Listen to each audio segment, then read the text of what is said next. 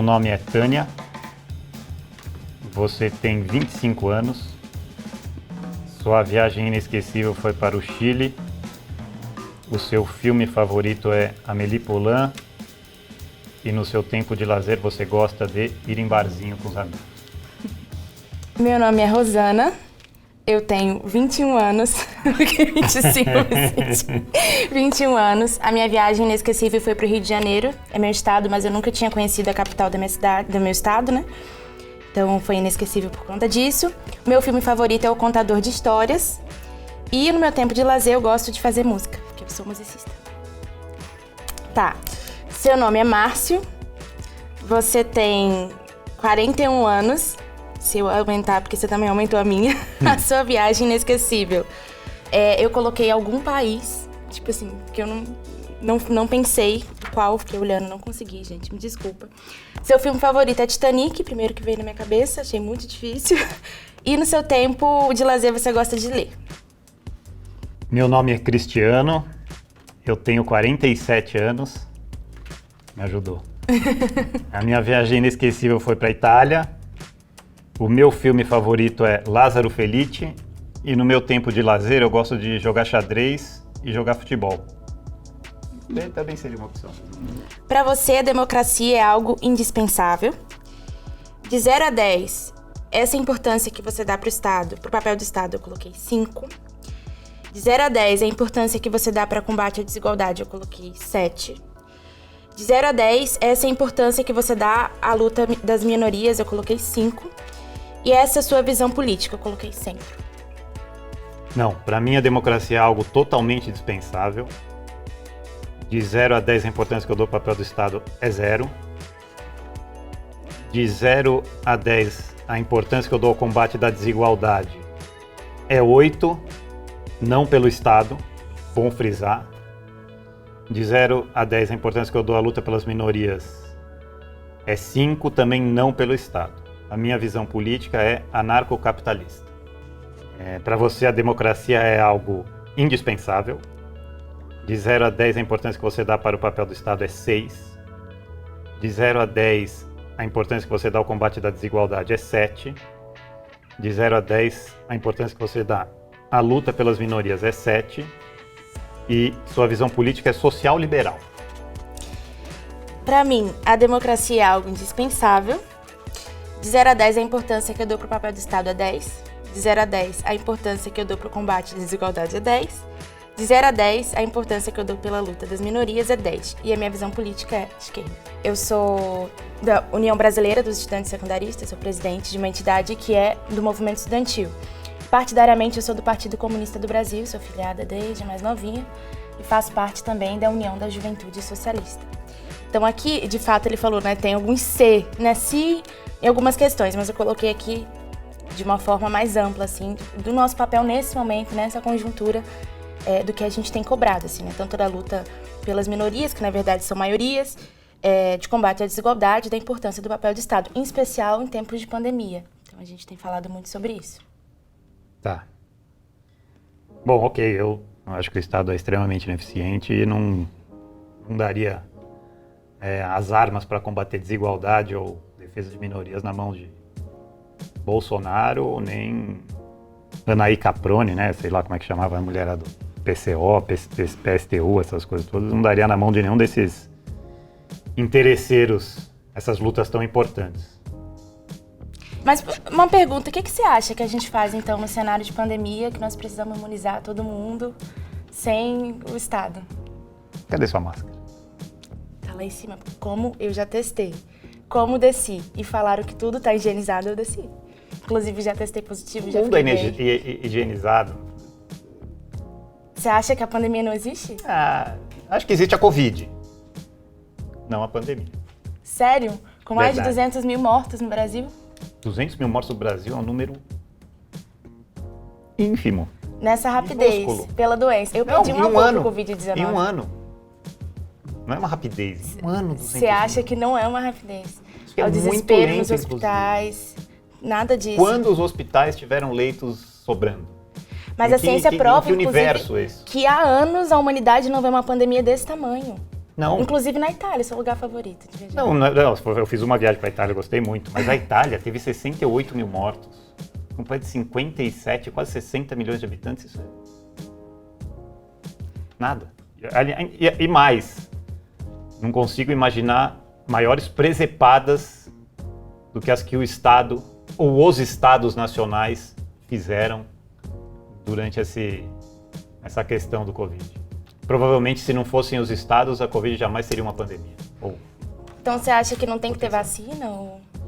Não, acho que sim. Eu me lembro que nos anos 90, viu que eu sou velho, né? No começo dos anos 90, começou esse negócio de vacina para gripe. Eu fui o primeiro aí. Eu tinha 3 gripes por ano. Então, eu acho, tá aí uma coisa que vai tirar a minha gripe. Mas eu tomei no primeiro ano, tive 2 em vez de 3. No outro tive uma, aí... quer saber, não vou tomar vacina, nunca mais tive gripe. Então a vacina é útil para quem tem esse tipo de precaução, de preocupação. Com certeza, um senhor de idade, passou por câncer, passou por um monte de problema, tem um monte de problema de saúde. Qualquer gripe, não só a Covid, vai ser perigosíssima para essa pessoa. Então essa pessoa eu recomendo que tome vacina sim. É que já tem a nova teoria de que mesmo com vacina não vai poder abrir tudo, blá blá blá. Beleza. Mas sendo pragmático, se a vacina permitir a abertura total da economia, é um custo menor do que não tomar a vacina, de deixar tudo fechado. Então acho que os lockdowns foram crimes contra a humanidade. E caso eles ocorram de novo, será novo crime com mais crueldade ainda, porque a base de capital da economia já foi solapada.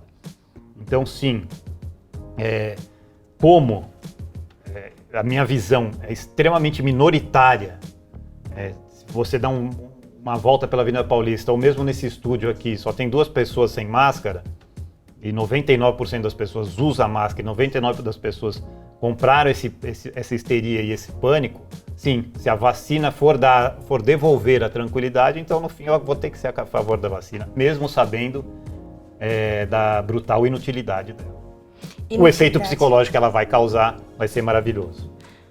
É difícil essa palavra, inutilidade. Eu discordo totalmente, assim. Eu acho que a pesquisa e a ciência, os pesquisadores, enfim. Mas sobre essa questão do lockdown, eu também discordo pela seguinte questão, né? Eu acho que todos os problemas de desigualdade, de desemprego e tudo isso não foram causados por conta da pandemia. Eles foram agravados na pandemia, o que nós chamamos de agravamento da desigualdade social.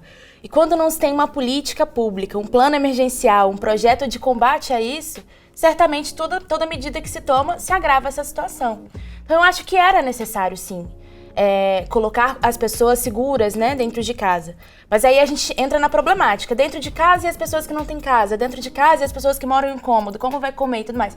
Isso são questionamentos, né? São questionamentos sobre um sistema que, na minha opinião, é completamente desigual. Então, eu acho que tudo o que se faz num sistema que estrutura a desigualdade, obviamente, algum ponto vai sair prejudicado. Inclusive, por isso que eu critico veemente, assim, o capitalismo. Mas eu acredito que o lockdown foi extremamente necessário porque nós conseguimos... Na verdade, a ideia era conseguir, né? Achatar a curva, era conseguir conscientizar as pessoas. Nós tivemos, inclusive, na minha opinião, uma onda muito negacionista vinda pelo presidente da República. Porque eu acho que você chamar uma pandemia desse tamanho de uma gripezinha ou incentivar as pessoas, né? Enfim, há várias outras coisas, eu acho que colocou o país também num caminho de morte, assim, de desespero. Então eu acho que o lockdown ele foi extremamente importante, mas que essas crises que ele traz consigo, né, que a pandemia traz consigo, não é necessariamente culpa da pandemia. Ela agrava porque um sistema estrutura tudo isso. Então eu concordo, inclusive, pelos problemas, né? Muita gente ficou sem trabalhar, muita gente, inclusive o número de desempregado, de subempregado, de pessoas voltando para o mapa da fome terrível. Mas que tivesse um projeto, então, para que isso não acontecesse. Na minha opinião, a ineficiência do atual governo federal. Você foi cirúrgica aí. A crise não é culpa da pandemia. A crise é culpa das medidas que os governos mundo afora tomaram. Entre elas o lockdown. De 0 a 10, essa é a importância que você dá aos direitos humanos. 10. No seu país ideal, esse é o tratamento que os opositores das suas ideias receberiam. Gulag. Na sua opinião, assim estaria o mundo sem nenhuma regulação estatal, injusto e desigual. É assim que eu acho que a sua filosofia política poderia ser aplicada um dia. Sobre a força da tirania. Para você, imposto não é roubo, porque traz justiça social. De 0 a 10, a importância que eu dou para o Estado, para os direitos humanos, 10. No país ideal, esse é o tratamento que os opositores das minhas ideias receberiam. Respeito. Porque, né, estamos aqui conversando, como falei, polêmicas, outras partes da história, mas eu acho que é necessário respeito, né, sempre, no diálogo, inclusive. Na minha opinião, assim estaria o mundo sem nenhuma regulação estatal. Uma loucura. É assim que eu acho que a minha filosofia política poderia ser aplicada um dia. Eu acredito que, assim, né, essa democracia de agora, nós temos outros tipos de visão, então eu acho que o voto é importante, mas acho que revolução, em outros vários sentidos também, nos traria a queda de um sistema desigual. Então, né, voto na melhoria da nossa realidade para o que se diz a democracia que chamamos de burguesa nesse momento, e revolução para o que se diz a queda de um sistema que estrutura a desigualdade. Para mim, o imposto não é roubo, porque é importante para tantas outras coisas, né? Para as políticas públicas de Estado, principalmente. E aí, eu coloquei, de 0 a 10, essa é a importância que você dá aos direitos humanos. 8. No seu país ideal, esse é o tratamento que os opositores das suas ideias receberiam. Respeito, porque, né? Respeito. Na sua opinião, assim estaria o mundo sem nenhuma regulação estatal. Top, eu botei top, uma gíria juvenil. Legal, assim. Gente, é isso. É assim que eu acho que a sua filosofia política poderia ser aplicada um dia. Eu acho que também seria através de uma revolução, assim, né? Porque, não sei, acabar com tudo e tal, tipo o Estado. Não acabar com tudo, gente, mas... Para você, o imposto é roubo porque fortalece o Estado, né? Políticas públicas do Estado. Vamos lá, de 0 a 10 a importância que eu dou para os direitos humanos é 10, implicando que os direitos humanos sejam os direitos naturais. No meu país ideal, esse é o tratamento que os opositores das minhas ideias receberiam.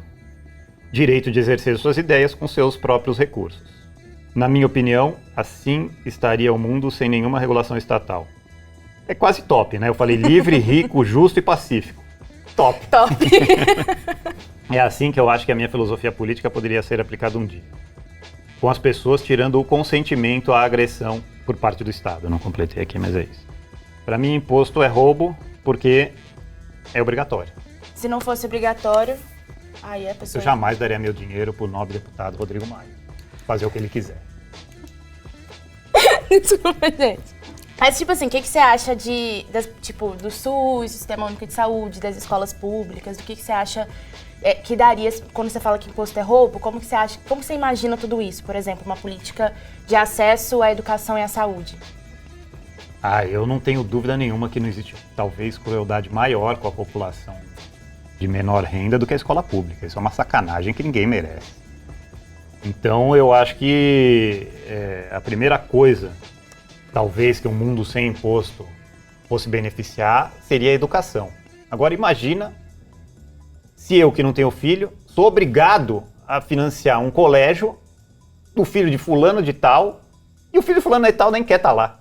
Então, o tamanho do desperdício é uma volta tão gigantesca que eu não consigo nem imaginar o quão melhor seria sem a educação estatal. Assim, eu acho, eu vou concordar com você em alguns pontos. Eu acho que o sucateamento da educação pública é uma violência ao povo brasileiro.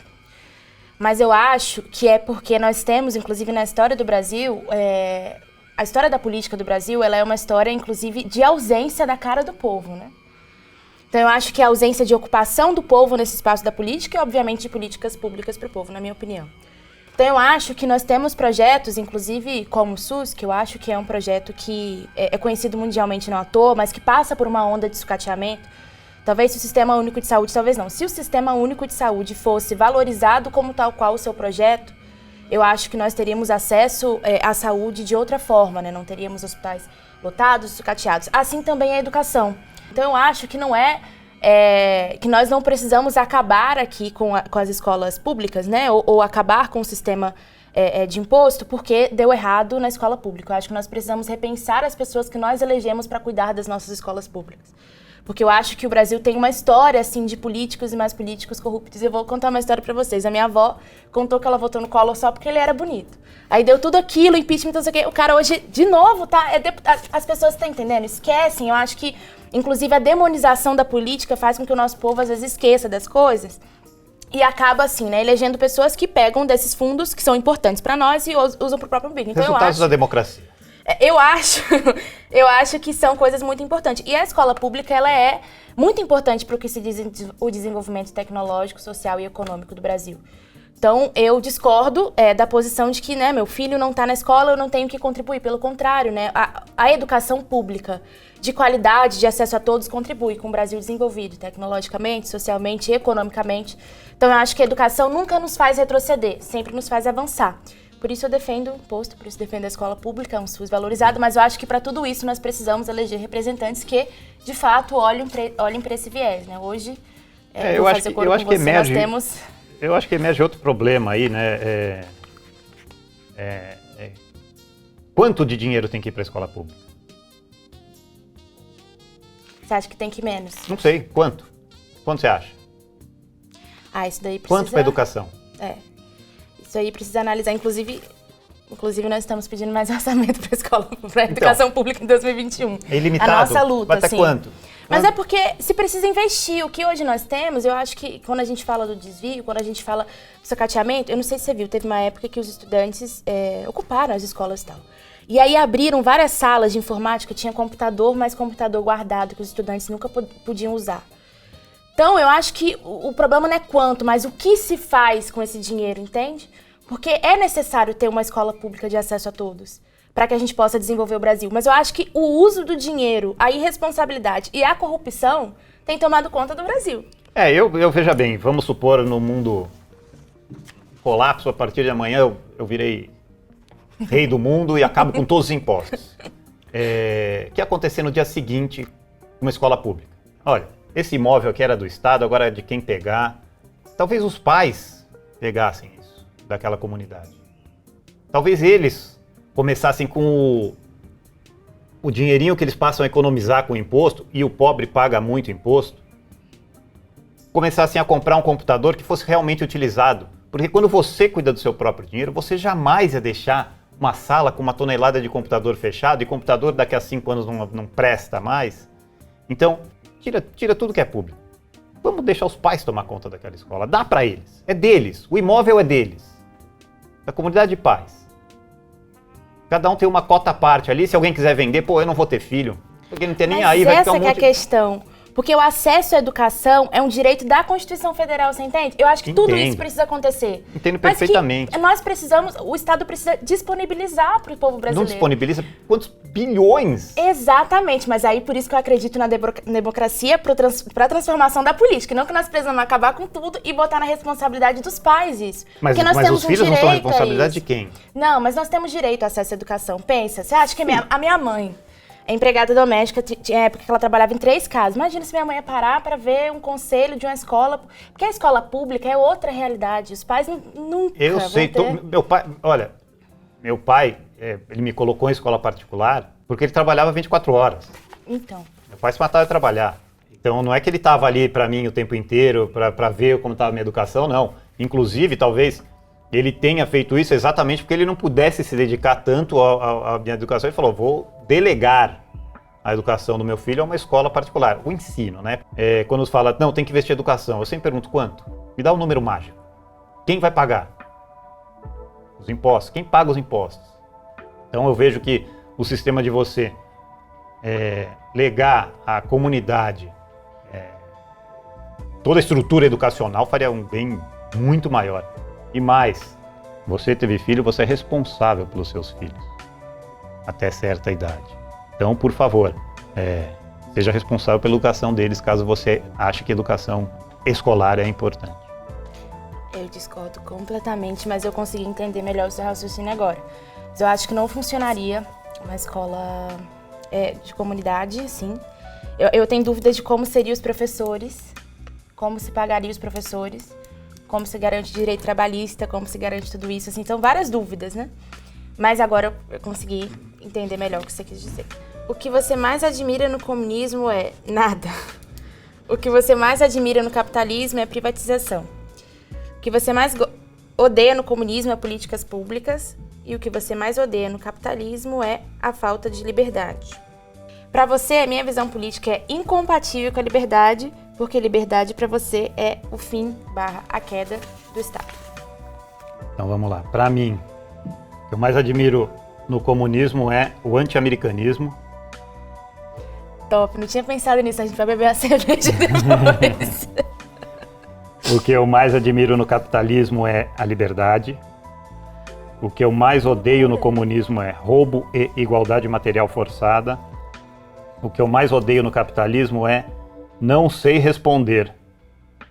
Para mim, a sua visão política é incompatível com a liberdade porque me obriga a fazer o que o grande líder determinar. O que você mais admira no comunismo é igualdade de oportunidades.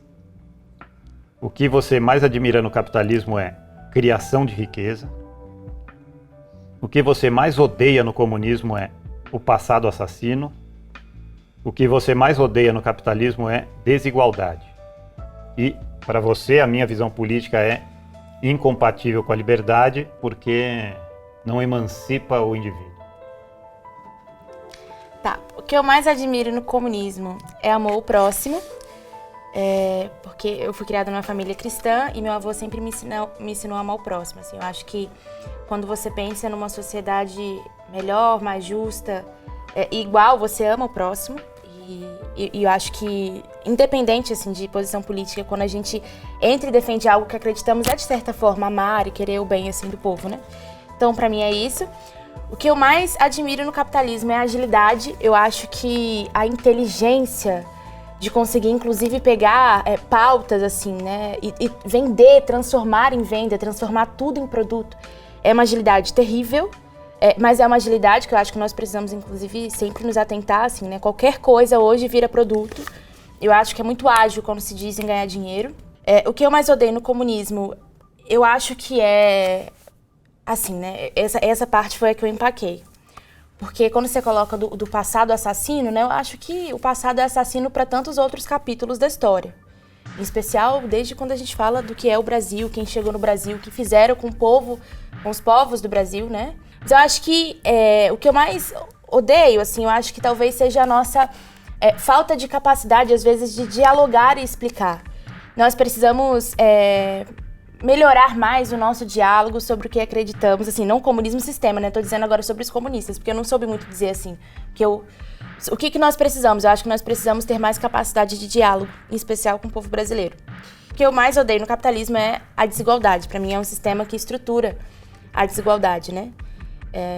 Estrutura o racismo, estrutura tantas outras coisas, e eu detesto. E para mim a sua visão política é incompatível com a liberdade, porque para mim ser livre é viver num país que combata a desigualdade, que tenha acesso à educação e serviços públicos para todos. É um país que seja estruturado através dessas ideologias. Então, para mim, tanto essa questão da escola, tantas questões de pessoas, né, trabalhando por pessoas, não representa a liberdade. Para mim, a liberdade é viver num país soberano, desenvolvido através aqui também de políticas públicas. Bom, um monte de senões aí que a gente podia explorar. Assim, olhando um pouco em retrospecto e conhecendo um pouco da mentalidade comunista, e não só da mentalidade, mas do sistema comunista como um todo. Você falou que você mais odeia a falta de diálogo, mas isso porque o comunismo não precisa de diálogo. Uma vez que você tem o poder de Estado, a polícia secreta, o que você determinar, tá feito. É na base da borracha. Por isso que existiam os gulags, e por isso que quando você quer que o Rodrigo pague pela educação do filho de fulano, se ele falar não, a polícia vai lá e fala sim para ele. Então não tem muito diálogo. Para que diálogo? Para que um comunista precisaria de diálogo? Você acha que a violência policial estruturada no sistema capitalista que mata jovens negros todos os dias nas periferias brasileiras tem diálogo? Não. Eu acho que E aí a gente vai lá para cima, quando você fez a pergunta, quando você explicou por que você falou que eu era a favor da privatização, eu comecei a entender um pouco o que você entende por capitalismo. Para você, capitalismo é tudo isso que está aí. É a estrutura do Estado como ele está, e é exatamente o oposto, né? Eu acho que se você for ver, o Estado brasileiro, ele é um dos maiores inimigos do capitalismo que possa existir. Eu vejo que a sua bronca aí é com o Estado. Quem está matando a pessoa na Rocinha? Na polícia? É diferente. É um Estado estruturado em qual sistema? Esse que é o problema. Sistema, nossa senhora, tudo menos capitalista. Porque capitalismo é propriedade e liberdade. Que o Estado é o maior, como eu disse para você, o Estado é o maior inimigo do capitalismo. E qual que é o sistema hoje, então, que a gente vive? Nossa, é um sistema praticamente, a gente vive o fascismo, né, desde Getúlio Vargas, e é o sistema que venceu, é a ideologia vencedora do século XX, fascismo. E tudo que a gente tem hoje é subproduto desse fascismo vencedor. Como é que é? Tudo dentro do Estado, tudo pelo Estado, tudo para o Estado, sei lá qual que é o lema fascista, mas é o Estado em tudo. É a polícia, é a ordem do Estado, todo poderoso, imperioso, que manda e desmanda, faz o que quiser. Como eu falei, se o cara não quiser pagar a educação do filho do fulano, a polícia vai lá e faz ele pagar. Olha, eu discordo completamente. Porque eu não estou falando de um Estado. Eu estou falando de um Estado... Eu ainda não dei nem opinião, eu só falei fatos. Não, sim, eu discordo completamente dos fatos que você apresenta, porque para mim não são fatos. Contra fatos é argumento. Há argumentos, para mim não são fatos. Mas, eu acho quem matou foi a polícia, é um fato ou não? Eu acho que assim, é um Estado estruturado em qual sistema? Eu não acho que nós não vivemos no capitalismo, eu acho que isso é loucura. Inclusive, porque nós estamos falando, e quando eu falo do Estado, da melhoria da educação, da melhoria da saúde, da melhoria da segurança, não é acabar com ele. Porque ele está sendo usado de forma errada, vamos dizer. Mas é usá-lo... É votar certo ou botar as pessoas certas e o Estado vai funcionar? Porque se funciona a democracia burguesa. Eu acredito que nós precisamos derrubar o sistema hoje vigente, que na minha opinião é o capitalista. Tamo junto, mas não é o capitalista. Mas... nessa questão do voto, o que eu acho? Eu acho que é extremamente importante o Estado, mas eu acho que é usado para outros tipos de coisa, como disse, aquela expressão, né? A pessoa olha para o próprio umbigo e não para o povo, na minha opinião. Agora, quem estrutura um Estado que mata negro? É o sistema que estrutura o racismo, porque o capitalismo estrutura o racismo. Não, é o fascismo. A desigualdade. Não, de jeito nenhum, ao contrário. Claro o capitalismo é integrativo. Claro que sim. O capitalismo, como você falou, pô, lucro, não sei o quê. Se eu sou um empresário, dinheiro não tem nome escrito. Eu vou botar minha camiseta para vender ali, eu não quero saber se o cara é verde, azul, branco, preto, amarelo. Não quero saber. Então o capitalismo integra. O cara que for racista, falar, não, eu não quero vender pro chinês. Esse cara tá lascado, porque eu vou vender pro chinês. Eu vou vender pro tailandês. Esse cara tá lascado. Esse cara é o racista que no capitalismo não tem vez. Ele mas perde você venda. Fala só de venda, você não fala de melhoria de vidas. É exatamente o que eu tô falando. Eu falo de melhoria de vidas. Eu falo de melhoria de vida. Você pode vender para o negro, mas ter um sistema que impeça ele de ser morto a cada passo que ele dá na frente de casa. Qual que é o planejamento? Qual que é o planejamento? Mas peraí, mas o capitalismo é exatamente antirracista não é você vender uma blusa pro chinês. Como é que eu vou matar meu cliente? Meu potencial comprador? Eu não quero ele morto. Que pensa em tudo mercado? Sim, mas qual o problema? O mercado é virtude. Não, tudo bem, mas você está dizendo, pensa tudo em dinheiro. Não. Eu acho que é o que nós vivemos hoje. Eu tô pensando em vida, eu quero esse cara vivo. Eu não sou impedida de comprar uma camisa, a não ser quando o segurança me segue na loja. Mas eu não sou impedida de comprar uma camisa. Mas eu não tô no sistema que faça com que eu viva, porque eu saio todo dia de casa, eu não sei se eu vou viver. Você tá entendendo o que eu tô dizendo? Não é sobre o antirracismo, o sistema que estrutura o racismo, ou o sistema antirracista, ele não vai vender a camisa pra você e pronto. Tô vendendo pra uma pessoa negra, sabe? Eu não consigo entender assim, a sua lógica, porque nós estamos falando de um sistema que combata a desigualdade e o racismo, não um sistema que vende a camisa e acha que isso não é ser racista. Não, isso já é um combate. Eu não quero você morta de jeito nenhum. Muito pelo contrário, quero você viva. Eu, por exemplo, trabalho no setor de construção civil. Quanto mais casa o povo tiver, para mim é melhor. Pra mim também. Então, Todo mundo tem a casa. todo mundo. Então, assim, eu sou totalmente favorável à vida. Eu acho que todo indivíduo nasce livre e não deve ser tolhido nem dos frutos do seu trabalho, nem da sua liberdade. Isso também acho. Então assim, a pessoa, quando o Estado vem e cobra o imposto, ele está tolhendo a pessoa dos frutos do trabalho dele. Claro que não, porque se é colocado de forma correta, esses frutos retornam, como disse, o desenvolvimento, a soberania do país. Isso quem decide é o dono do bem. O Estado estaria não debulhando para fazer o que ele acha que é melhor para ele. Quem decide o que é bom para você, como eu falei, não é o Bolsonaro, não é o Rodrigo Maia. Graças a Deus. Não é o Rodrigo Maia, não é o Freixo. Verdade, né? Quem decide o que é bom para você é você. A gente está falando de uma realidade de desigualdade no acesso à educação, de desigualdade racial e vários outros pontos. Então isso quer dizer que hoje a minha mãe vive de uma forma que é como se o caminho dela tivesse dado. Todas as mulheres negras da minha família, por parte de mãe, são empregadas domésticas, todas elas. Nenhuma conseguiu terminar o ensino médio. Porque todo mundo tinha fome, se não trabalhasse não comia. Que cidade? Então, interior do Rio de Janeiro, Campos de Goytacazes. Então... E antes disso? Oi? Sempre Rio de Janeiro ou sempre isso. Ou não teve migração no Nordeste, nada disso? Campos, sempre Campos. E, então, todas as mulheres negras são empregadas domésticas. Nós estamos falando de uma situação que não é nem escolha. Ela não pôde escolher se ela estudava ou ela trabalhava, ela precisou trabalhar. Então, por um lado, bonito que você fala e tal, as pessoas, não sei o que lá, você está entendendo que a minha mãe trabalha para essas pessoas que você está se referindo? Sim. Então, ela não está juntando riqueza ou lucro ou sei lá, qualquer coisa. A minha mãe, ela é submetida a não ter acesso a tudo isso para um sistema que estrutura que as pessoas tenham mais, muito mais que as outras, você entende? Porque assim, inclusive Sim, aqui depois entendo, tem um ponto pra te perguntar, mas é totalmente diferente uma realidade da outra. Porque essa realidade que você está falando é exatamente a realidade que eu acho que hoje nós temos. É a realidade das pessoas que têm muito dinheiro e que contratam a minha mãe para trabalhar nas suas casas, inclusive, em maioria de forma grotesca, em maioria, o que seria das empregadas domésticas se a gente não tivesse todos os direitos que conseguimos garantir, inclusive. Então, eu acho que é totalmente diferente, assim, a desigualdade no acesso, a desigualdade no acesso de emprego, as oportunidades, tudo isso estruturada pela desigualdade social, pela desigualdade racial. E eu acho que é a questão de onde que vem isso, que estrutura isso. Na minha opinião, o capitalismo.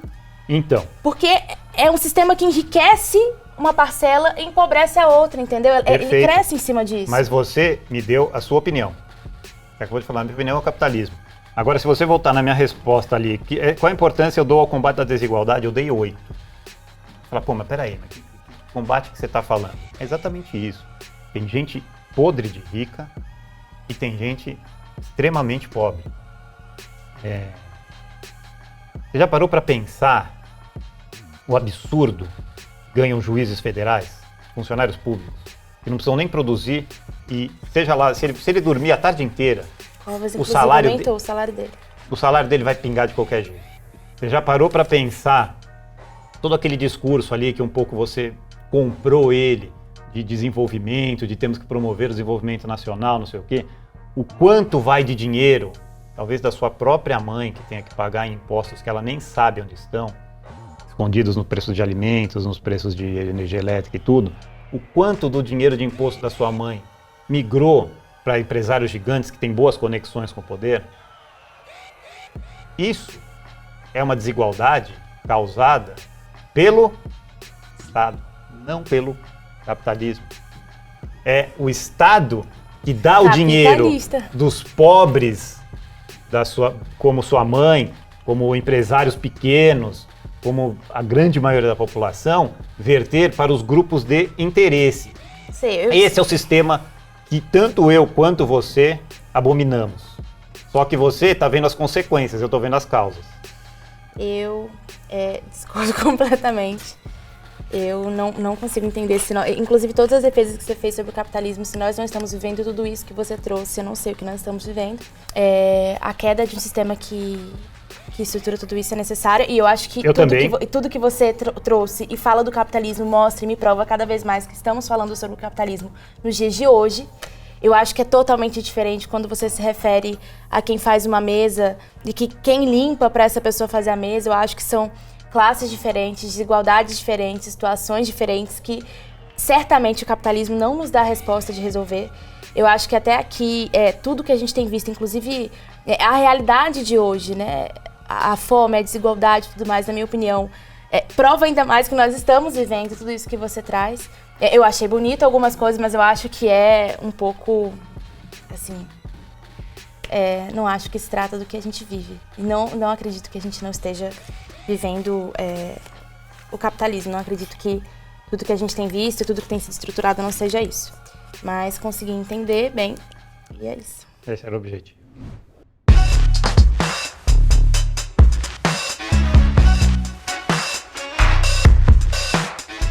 Eu respondi que eu seria, porque eu tenho muitos amigos, inclusive, que pensam diferente. Eu já sabia que ele pensava diferente, né? Porque eu já assisti o quadro.